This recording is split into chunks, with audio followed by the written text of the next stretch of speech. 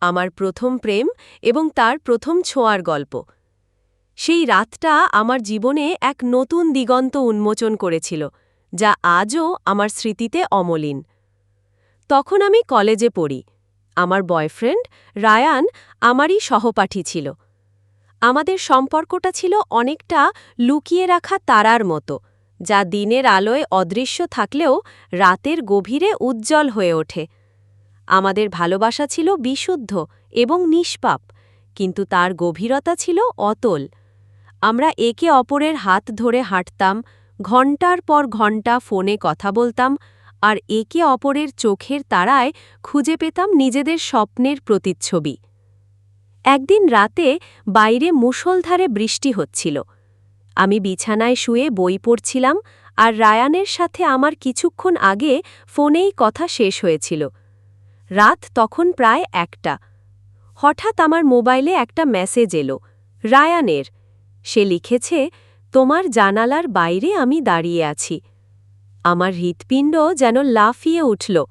এই গভীর রাতে, এই বৃষ্টির মধ্যে! আমি দ্রুত পর্দা সরিয়ে দেখলাম, সত্যি সে নিচে দাঁড়িয়ে আছে, বৃষ্টির জলে ভেজা কাকের মতো। আমার মনের মধ্যে এক অদ্ভুত আলোড়ন সৃষ্টি হল। আমি নিঃশব্দে বিছানা থেকে নামলাম, পা টিপে টিপে দরজার দিকে এগোলাম। আমার মা-বাবা গভীর ঘুমে আচ্ছন্ন। আমি সাবধানে দরজা খুলে রায়ানের দিকে তাকালাম। সে আমার দিকে তাকিয়ে হাসল, সেই হাসি যা আমার হৃদয়ে সব সময় এক নতুন স্পন্দন সৃষ্টি করে। আমি তাকে ইশারায় ভিতরে আসতে বললাম। সে যখন আমার ঘরে ঢুকল, তখন তার ভেজা শরীর থেকে আসা ঠান্ডা বাতাস আর বৃষ্টির গন্ধ আমার ঘরকে এক ভিন্ন মাত্রায় ভরিয়ে দিল। আমি ফিস ফিস করে বললাম, তুমি পাগল নাকি, এই বৃষ্টিতে, এত রাতে? সে আমার হাত ধরল আর মৃদু হেসে বলল, তোমার সাথে দেখা করার জন্য যে কোনো পাগলামি করতে পারি। আমি তাকে একটা তোয়ালে দিলাম মাথা মোছার জন্য। তার ভেজা চুল আর মুখের জলের কণাগুলো আমার মনকে আরও বেশি আকর্ষণ করছিল। আমরা দুজনেই নীরবে একে অপরের দিকে তাকিয়ে রইলাম কিছুক্ষণ। এই নীরবতা যেন হাজারো কথার চেয়েও বেশি কিছু বলছিল। আমার ঘরে আবছা আলো জ্বলছিল। রায়ান আমার হাত ধরে বিছানার দিকে এগিয়ে গেল। আমরা দুজনেই বিছানায় বসলাম। তার হাতের স্পর্শে আমার সারা শরীরে যেন বিদ্যুৎ খেলে গেল।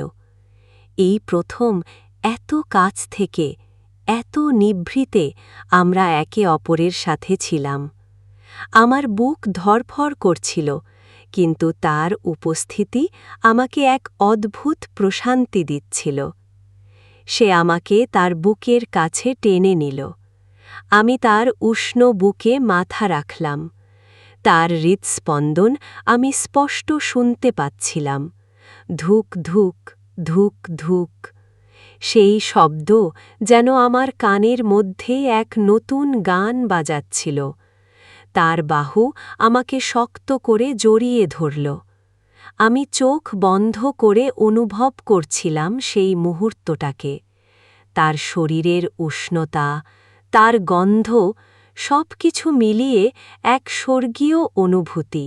আমরা কোনো কথা বলছিলাম না, শুধু একে অপরের সান্নিধ্য উপভোগ করছিলাম।